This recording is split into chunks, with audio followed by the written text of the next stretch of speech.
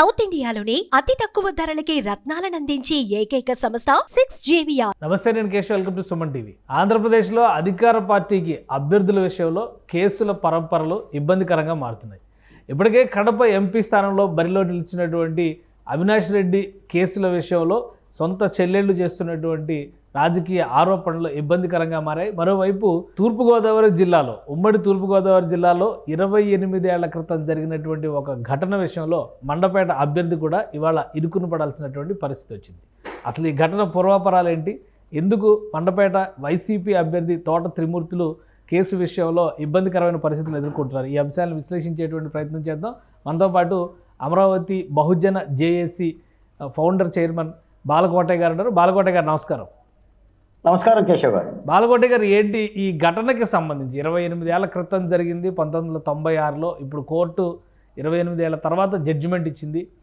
అసలు ఏం జరిగింది ఆ రోజు? ఇంత సుదీర్ఘ విచారణ జరగడానికి కారణాలు ఏంటి? దాదాపు 28 ఏళ్ల క్రితం, అంటే దాదాపు 3 దశాబ్దాల క్రితం, ఆ రోజున ఆంధ్రప్రదేశ్లో వరుస పరంపరంగానే దళితుల మీద ఈ అత్యాచారాలు జరిగాయి. 1985లో కారంచేడు, 91లో నీరుకొండ, పదిరికుప్పం, వేటపాలెం, ఇలా వరుస పరంపరంగా గ్రామాల్లో భూస్వాముల యొక్క దాష్టీకాలు జరుగుతూ ఉండేవి. అంటే అప్పుడే చైతన్యవంతం అవుతున్న ఒక దళిత యువకులు, లేదా చదువుకుంటున్న యువకులు, కాస్త కూస్త ఉపాధి అవకాశాలు, ఉద్యోగాలు చేసుకుంటున్న వాళ్ళు, కాస్త తెల్ల చొక్కా వేసుకుంటున్న వాళ్ళు, బెల్ట్ పెట్టుకుంటున్న వాళ్ళు, ప్యాంట్ వేసుకుంటున్న వాళ్ళు కూడా గ్రామాల్లో తిరుగుతూ కాస్త స్వతంత్రంగా ఉండటంతో కొంత అగ్రవర్ణ యువతరానికి కానీ, లేదా వాళ్ళ యొక్క పెత్తందారి మనస్తత్వానికి దాష్టీకాలు ఏర్పడి ఇటువంటి సంఘటనలు జరిగేవి. అలా చాలా చాలా హత్యలు జరిగాయి. అలాగనే ఉమ్మడి తూర్పుగోదావరి జిల్లా రామచంద్రాపురంలోని వెంకటాయపాలెంలో అప్పటి కాంగ్రెస్ పార్టీ నాయకుడు తోట త్రిమూర్తులు, బహుశా ఎమ్మెల్యే అనుకుంటా, ఆయన ఆధ్వర్యంలో ఒక 5 కుర్రోళ్ళని పట్టుకొని బంధించి వాళ్ళ తోటలోకి తీసుకెళ్లిపోయి 2 కుర్రోళ్ళకి శిరోముండనం చేశారు. అది ఒక్కసారి బగ్గున మండింది. దళితుల్ని పట్టుకొని వాళ్ళ చావట్లోకో లేదా వాళ్ళ యొక్క కొట్టంలోకి తీసుకెళ్లిపోయి దాష్టీకం చేయటం అనేది పెద్ద వివాదం అయిపోయి రాష్ట్ర వ్యాప్తంగా పెద్ద ఎత్తున ఆందోళన జరిగింది. ఈ రోజు మనం ఈ తరానికి గుర్తుండకపోవచ్చు, కానీ 28 సంవత్సరాల క్రితం సంఘటన కాబట్టి ఆ ఉమ్మడి ఆంధ్రప్రదేశ్ కరీంనగర్ దగ్గర నుంచి శ్రీకాకుళం వరకు పెద్ద ఎత్తున దళితులు రహదారుల మీదకి వచ్చి శిరోముండన బాధితులని తోట త్రిమూర్తులు శిక్షించాలని నినాదాలు చేశారు. క్రమేపీ న్యాయస్థానాన్ని చేరింది. తర్వాత కూడా న్యాయస్థానం నుంచి కూడా ఈ కేసుని బాగా డిలే చేశారు. త్రిమూర్తులు అయితే బాధిత కుటుంబాలనే బెదిరించారు, ప్రలోభ పెట్టారు. అసలు వాళ్ళు ఎస్సీలు కాదు, వాళ్ళు క్రిస్టియన్లు అని చెప్పేసానని ప్రూవ్ చేసే పద్ధతిలో అధికారుల యొక్క సర్టిఫికెట్లు పెట్టారు. ఇవన్నీ చేసిన తర్వాత 28 ఏళ్ళ తర్వాత ఎట్టకేలకు ఈ రోజున ఎస్సీ ఎస్టీ సెషన్స్ కోర్టు ఈ శిక్షను ఖరారు చేసింది. 18 నెలల జైలు శిక్ష, 2 లక్షల రూపాయల జరిమానాన్ని విధించింది. దీన్ని అయితే న్యాయపరంగా మేము స్వాగతిస్తున్నాం. ఇప్పటికీ కూడా చెప్తున్నాం కేశవ్ గారు, ఇది ఒక చిన్న సంఘటనగా మనం చూడకూడదు. మానవ సమాజం, కొంతమంది మనుషుల్ని ఈ విధంగా అనాగరికంగా చేయటం అనేది ఒక అటవిక చర్యగానే భావిస్తాం. ఇప్పుడు ఆంధ్రప్రదేశ్ లో కూడా జరుగుతున్న సంఘటనల పట్ల కూడా మనం అదే కలత చెందుతూ ఉంటాం. ఇప్పుడు వైసీపీ ప్రభుత్వం చాలా కాలం పాటు ఈ సంఘటనలు జరగల, తర్వాత శిరోముండనాలు లేవు. ఇప్పుడు జగన్మోహన్ రెడ్డి గారి పరిపాలన వచ్చిన తర్వాతే సీతారాంపురంలో సాక్షాత్ పోలీస్ స్టేషన్ లో శిరోముండనం మనం చూసాం. ఎమ్మెల్సీ తోట త్రిమూర్తి గారు జగన్మోహన్ రెడ్డి గారు ఎమ్మెల్సీ ఇచ్చినప్పుడు కూడా మేము అదే డిమాండ్ చేశాం. శిరోముండనం కేసులో ప్రధాన ముద్దాయి, ఆ కేసుని ఇబ్బంది పెడుతున్న వ్యక్తిని మీరు ఎమ్మెల్సీగా ఇవ్వకూడదు అని చెప్పేసి మేము ఆయన లేఖలు రాశాం, నిరసన వ్యక్తం చేశాం. కానీ జగన్మోహన్ రెడ్డి గారు మా యొక్క అభ్యర్థిని దృష్టిలో పెట్టాలా. మళ్ళీ ఇప్పుడు మండపేట ఎమ్మెల్యే టికెట్ వైకాపా అభ్యర్థి ఆయన, మరి శిక్ష పడిన నేపథ్యంలో కూడా ఆయన టికెట్ ని రద్దు చేయాలని చెప్పి డిమాండ్ చేస్తున్నాం ముఖ్యమంత్రికి. ఈ రోజు కూడా బహిరంగంగా అమరావతి బహుజన జేఏసీగా దాదాపు 15 మందిని కలిసి లేఖలు రాశాం ముఖ్యమంత్రి గారు స్వయంగా. మీరు ఈ విధంగా నేర ప్రవృత్తి కలిగిన వాళ్ళందరినీ కూడా మీరు టికెట్ ఇచ్చేసి అభ్యర్థులుగా నిలబడితే తప్పనిసరిగా దళితులు చేతికరిస్తారు, వైసీపీకి వ్యతిరేకంగా ఓటేస్తారు. తోట శ్రీమూర్తులు ఓడించడమే కాదు, వైకాపా ఎమ్మెల్యేలను కూడా ఓడించేందుకు మేము ఈ నిర్ణయం తీసుకుంటున్నామని కూడా హెచ్చరికగా లేఖలు రాశాం. మరి జగన్మోహన్ రెడ్డి గారు ఏం ఆలోచిస్తారో చూడాలి. రెండోది, ఇప్పుడు మీరు అన్నట్టుగా కూడా వైఎస్ అవినాష్ రెడ్డి కూడా ఆయన సంఘటనలో కూడా రాష్ట్రం అంతా కూడా జగమెరిగిన సత్యం ఏంటంటే వైఎస్ వివేకానంద రెడ్డి హత్య కేసులో వైఎస్ అవినాష్ రెడ్డి ముద్దాయి అనేది జగమెరిగిన సత్యం. సిబిఐ గూగుల్ టేక్ ద్వారా ప్రూవ్ చేసిన అంశం అది. అటు సునీతారెడ్డి గారు కానీ, షర్మిలారెడ్డి గారు కానీ రాష్ట్రం అంతా కోడై కూసి చెప్తున్న విషయం. ఇలాంటి నేర ప్రవృత్తి కలిగిన వాళ్ళ యొక్క నేర ఆరోపణలు వస్తేనే అసలు పక్కన పెట్టాలి. అది ప్రజాస్వామిక ధర్మం. ఏ రాజకీయ పార్టీ అయినా, అది జగన్మోహన్ రెడ్డి గారా, మరో పార్టీ అయినా, మరో పార్టీ కాదు, ఈ నేరారోపణలు ఉండడం వల్ల ప్రజాస్వామిక ప్రక్రియ దూరంగా పెట్టాలి.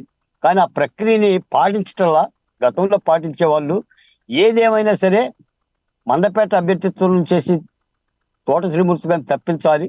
తద్వారా న్యాయస్థానం తీర్పును కూడా గౌరవించినట్టు అవుతుందని చెప్పి ముఖ్యమంత్రి గారు చెప్తున్నాం. అంటే 18 నెలలు శిక్ష పడడం అనేది కేసు పరంగా, అంటే 28 సంవత్సరాలు జరిగిన కేసులో 18 నెలలు శిక్ష పడింది.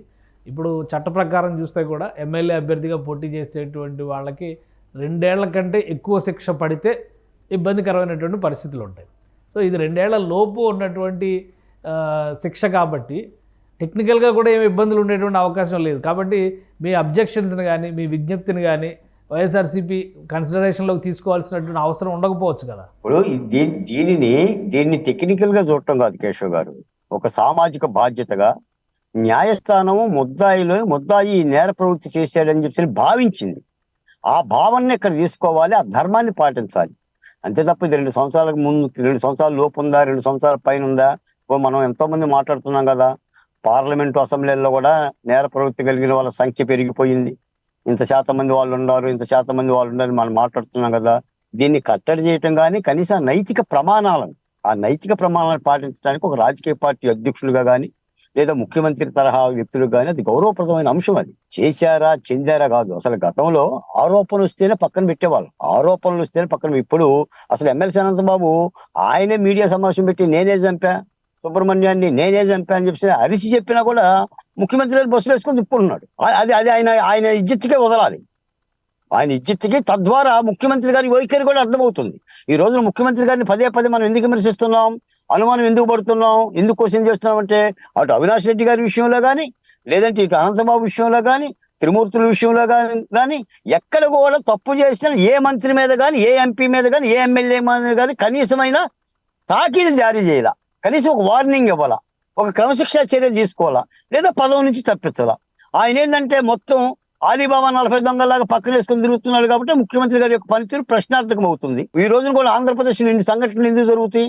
ఇప్పుడు మీరు అన్నారు 28 సంవత్సరాల క్రితం జరిగిన శిరోమండలం, మొన్న 2 ఏళ్ల క్రితం పోలీస్ స్టేషన్లో, సీతారాంపురం పోలీస్ స్టేషన్లో శిరోమండలం ఎందుకు జరుగుతుంది? శిరోమండలం బాధితులు రాష్ట్రపతికి లేఖ రాసినా రాష్ట్రపతి స్పందించాడు తప్ప రాష్ట్ర ప్రభుత్వం స్పందించలేదు కదా. మా గోలంతా అదే కదా. 4 ఏళ్ళుగా మేము మాట్లాడుతున్నది కూడా డాక్టర్ సుధాకర్ గురించి కానీ, అచ్చెన్న గురించి కానీ, డ్రైవర్ సుబ్రహ్మణ్యం గురించి కానీ, అబ్దుల్ సలాం గురించి కానీ, ఈ మరణాల గురించి మాట్లాడుతుంది మేమే కదా. మరి ఎక్కడైనా ప్రభుత్వంలో ప్రక్షాళన ఉందా? పోలీస్ అధికారుల ప్రక్షాళన ఉందా? దాని మీద ఒక సమీక్ష సమావేశం వేశారా? ఒక మీట్ పెట్టారా? ఈ చర్యలు మేము చూసుకుంటున్నాం, మీరు ధైర్యంగా ఉండండి, ఈ రోజున మేము దళితులు కానీ సమాజంలో ఇటువంటి అనాగరిక చర్యలు జరగకుండా మేము కాపాడుతామన్న భరోసా ఉందా? అరే నా 1480 మంది పోలీసులు కాపలా పెడితే రాయేసి నిందితులు పట్టుకోవడానికి అల్లకల్లోలం అవుతున్నారు. రాయి వచ్చిందో తెలియదు, రాయి ఇటుందో తెలియదు, రాయి వేసినో తెలియదు, రాయి ఎక్కడుందో తెలియదు. చంద్రబాబు నాయుడు గారి మీద పడ్డ రాళ్ళేమో దొరుకుతాయి, ముఖ్యమంత్రి గారి మీద పడ్డ రాళ్ళేమో దొరకవు, రాళ్ళే దొరకటం లేదు. అంటే ఈ పరిణామసానం అంటే ప్రభుత్వం ఈ విధంగా చట్టాన్ని, వ్యవస్థల్ని దగ్గర చేసుకొని ఈ విధమైన చర్యలు తీసుకోవటం మూలానే ప్రజల్లో కానీ పరిపాలనలో కానీ పలచబడిపోతుంది. ఈ రోజు వైసీపీకి వచ్చిన ఇబ్బందులు కూడా ఇవే. ఏదైనా సరే తోట శ్రీమూర్తులకి అభ్యర్థిత్వాన్ని రద్దు చేయాలి డిమాండ్ చేస్తున్నాం. అధికార పార్టీ ఈ అంశం పైన రియాక్ట్ అవ్వకపోతే ఏంటి నెక్స్ట్ స్టెప్ ఏంటి? ఎందుకంటే ఆల్రెడీ ఆయనకి బెయిల్ కూడా మంజూరు అయింది, సొంత నియోజకవర్గం వెళ్తున్నారు, అంటే పోటీ చేస్తున్నారు కాబట్టి అక్కడ ప్రచారానికి మామూలుగా అందరినీ రెడీగా ఉండండి అని ఇండికేషన్ ఇచ్చారు, అక్కడికి బయలుదేరి వెళ్తున్నారు అనేది సమాచారం, ఇప్పటివరకు వచ్చినటువంటి సమాచారం. సో ఒకవేళ అభ్యర్థిని తప్పించకపోతే ఏంటి? కేశవ్ గారు, న్యాయస్థానంలో ఎలాంటి శిక్షలు పడ్డా హైకోర్టుకి వెళ్ళే హక్కు నిందితుడిగా వాళ్ళకు ఉంటుంది. మా హైకోర్టుకి వెళ్ళొచ్చు, హైకోర్టు మీద నుంచి ఫుల్ బెంచ్కి వెళ్ళొచ్చు, సుప్రీంకోర్టుకి వెళ్ళొచ్చు.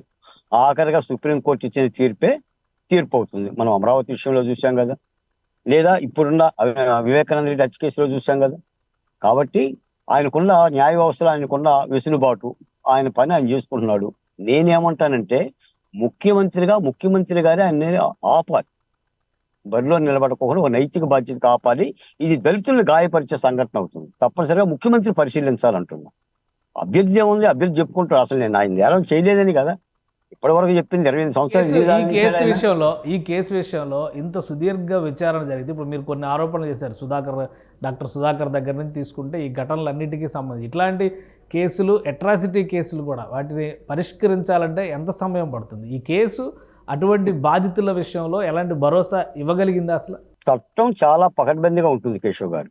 ఎవరికైనా చట్టం చాలా పక్కనగా ఉంటుంది. భారత రాజ్యాంగంలోనే చాలా ప్రాథమిక హక్కులు ఉన్నాయి, ప్రాదేశిక సూత్రాలు ఉన్నాయి. ఒక సెక్షన్ నుంచి ఎంత శిక్ష చేయాలో ఉంటుందో ఆ శిక్షకు సంబంధించిన కాల పరిమితి ఉంటుంది. కానీ ఏమవుతుందంటే న్యాయ వ్యవస్థలో కాలాతీతమే అవుతా ఉంటుంది. అది మన వ్యవస్థలో ఉన్న లోపాలు. ఈ నిందితులు కానీ లేదంటే చట్టాలని చుట్టాలుగా మార్చుకునే వ్యక్తులు చేస్తున్న ఈ ప్రక్రియ మూలానే న్యాయం సత్వరంగా అందలేని పరిస్థితి. అదేగా మనం అంటున్నాం. ఈరోజు న్యాయస్థానాలు ఎన్ని కేసులు పెండింగ్లో లేవు, నిందితులు ఎంత బహిరంగంగా బయట తిరుగుతున్నారు. ఆఖరికి అసలు ముఖ్యమంత్రి గారి కేసులు చూద్దాం. 11 షార్ట్ షీట్ కేసులు, సిబిఐ కేసులు, ఈడీ కేసులు. మరి 3000 సార్లు ముఖ్యమంత్రి గారు వాయిదాకు కూడా పోలేదంటే ఆయనకున్న వెసులుబాటు ఏంటి, మనకు లేని వెసులుబాటు ఏంటి? అదే ఏ కేశవ వెళ్ళకపోతే ఊకుంటారా? చెవులు పిండి కోర్టుకు తీసుకెళ్తారు కదా. ఏ బాలకోట వెళ్ళకపోతే ఊకుంటారా? అంటే చట్టం ఏమవుతుంది? ఇదే కదా పరిస్థితి. ఈ రోజున 5 ఏళ్ళు అయిందండి వివేకానంద రెడ్డిని హత్య చేసి. 5 ఏళ్ళు టోటల్ హత్య. అది క్రూరాతి క్రూరమైన హత్య. కుక్కను చంపారు. కుక్కను చంపినట్టుగా వివేకానంద రెడ్డిని కూడా కుక్కలాగా చంపారు. ఇంత దుర్మార్గానికి కూడా 5 ఏళ్ళు పట్టిందంటే మరి న్యాయ వ్యవస్థ ఏం చేస్తుంది? ఇవే కదా మనం వ్యవస్థలు నిర్వీర్యం అయిపోతున్నాం. వ్యవస్థను కాపాడాలి. ఈసారి ఈ ఎలక్షన్స్ లో ఈ హత్య కేసులు కావచ్చు లేదా నేరానికి సంబంధించినటువంటి ఆరోపణలు ప్రజాప్రతినిధుల మీద ఒక ప్రధానమైనటువంటి ఎజెండాగా అంశంగా మారడానికి అవకాశం ఉందా ఈ జడ్జిమెంట్ చూసిన తర్వాత? తప్పనిసరిగా ఉందండి కేశవ్ గారు. ఇప్పుడు ఆల్రెడీ ప్రభుత్వం మీద ఈ రోజున ప్రతిపక్ష పార్టీలు కూడా చేస్తున్న యుద్ధం ఏంటి? ఒకటి కుదేరైన ఆంధ్ర రాష్ట్రం, 2 ఆంధ్రప్రదేశ్లో అరాచకాలు. ఆంధ్రప్రదేశ్లో శాంతి భద్రతలు లేవు, ఆంధ్రప్రదేశ్లో దారుణాలు జరుగుతున్నాయి, ఆంధ్రప్రదేశ్లో కొకైను గంజాయి అన్ని దొరుకుతున్నాయి, బిడ్డల భవిష్యత్తు పాడవుతుంది. ఒక అంశంగా అరాచకాల మీద మాట్లాడుతున్నారు కదా. ఎస్సీల మీద, ఎస్టీల మీద, బీసీల మీద, మైనార్టీల మీద జరుగుతున్న దాడులు కానీ, మానభంగాలు కానీ, ముఖ్యమంత్రి గారి ఇలాకాకి సమీపంలో జరిగిన నూతన వధువు మీద జరిగిన అత్యాచారం కానీ, లేదంటే ఆ బీసీ కుర్రోడు అమర్నాథ్ మీద పెట్టిన పెట్రోల్ దాడి కానీ, నౌకానమ్మ మీద జరిగిన ట్రాక్టర్ యాక్సిడెంట్ కానీ, ఇవన్నీ సంఘటనలే కదా. ఇవన్నీ ప్రతిపక్షాలు ఎయ్యాక మాట్లాడుతుంది. నిన్న మొన్న పవన్ కళ్యాణ్ గారు మాట్లాడేదేంటి, లేదంటే భారతీయ జనతా పార్టీ మాట్లాడేదేంటి, చంద్రబాబు నాయుడు గారు మాట్లాడేదేంటి, ఈ రోజు ప్రజలు ఆలోచిస్తున్నది ఏంటి? ఇందుకే కదా తప్పనిసరి ఈ ప్రభుత్వం కుదేలవుతుంది. ప్రభుత్వం సమాధానం చెప్పుకోలేని పరిస్థితి ఎందుకు పోతుంది? మీరు ఒకసారి గమనించండి. ఎప్పుడు కూడా ముఖ్యమంత్రి గారు నేను బట్టను 34 సార్లు నొక్కి 2,55,000 కోట్ల రూపాయలు ఇచ్చానని అంటాడు తప్ప, డాక్టర్ సుధాకర్ విషయంలో కానీ, లేదంటే డ్రైవర్ సుబ్రహ్మణ్యం విషయంలో కానీ ఇదిగోండి ఈ చర్య నేను తీసుకున్నాను, దళితులకు మేము అండగా ఉన్నాము, నా పరిపాలన ఎలాంటి సంఘటన జరగలేదు, ఒకవేళ జరిగినా మేము రక్షణగా ఉన్నాము అన్న మాట లేదు కదా. ఎక్కడ అసలు విజిలెన్స్ కమిటీ లేవు కదా, ఎస్సీ కార్పొరేషన్ తీసుకునే చర్యలు లేవు కదా. కాబట్టి పరిపాలన దిగాలవుతుంది. కాబట్టి ఇవన్నీ ప్రజలు అర్థం చేసుకుంటారు. ముఖ్యమంత్రి గారు తక్షణం నిజంగా ఈ రోజు ఈ న్యాయస్థానం తీర్పుల ప్రకారంగానే సరే తోట త్రిమూర్తుల్ని అభ్యర్థిత్వాన్ని ఆపేసి మీరు కొత్త అభ్యర్థిని పెట్టుకోండి. నష్టమే ఉందండి అందులో. ఆయనే అసెంబ్లీకి వెళ్ళాలా? ఆయన అసెంబ్లీకి పోతేనే శిరోమండలాలు ఆపుతారా ఏంటి? ఒక శిరోమండల బాధితులు కోర్టు కూడా భావించిన తర్వాత ఎలా పంపుతారు? ఆ పార్టీ చాలా నైతికత పోతుంది. రేపు పొద్దున ప్రతిపక్షాలు కూడా నిరాస్తాయి. నేను చెప్తున్నాను జగన్మోహన్ రెడ్డి గారిని, ప్రతిపక్ష పార్టీలు బోన్లో నిరాస్తాయి. ఎట్టి పరిస్థితుల్లో తోట త్రిమూర్తులు గెలవడు అక్కడ. ఎందుకంటే ఆంధ్రప్రదేశ్లో దళిత సమాజం కూడా ఊకోదు. ఇప్పటికీ కూడా నేరారోపణ అయిపోయి న్యాయస్థానం కూడా తీర్పిస్తే నాకు తెలిసి వెనక్కి తీసుకుంటారని భావిస్తున్నాను జగన్మోహన్ రెడ్డి గారిని. దళిత సమాజం కూడా ఈ సంఘటన ద్వారా ఆలోచించండి. జగన్మోహన్ రెడ్డి గారి యొక్క వైఖరిని మనం గమనించాలి. ఈ దళితుల మీద జరుగుతున్న దాష్టీకాలకి విరుగుడుగా వైసీపీ ఎమ్మెల్యే అభ్యర్థులు ఓడించడం తప్ప ఆంధ్రప్రదేశ్లో దళితులకు వేరే గత్యంతరం లేదు. రైట్, థ్యాంక్ యూ బాలకోట గారు మీ అభిప్రాయాలు తెలియజేసేందుకు. ఇది తోట త్రిమూర్తులకి సంబంధించి 28 సంవత్సరాల క్రితం జరిగినటువంటి ఒక ఘటన పైన కోర్టు ఆయన్ని దోషిగా తేల్చింది. అలానే 18 నెలల శిక్షను కూడా ఆయన ఖరారు చేసింది. ఈ నేపథ్యంలో బెయిల్ తీసుకోగలిగారు.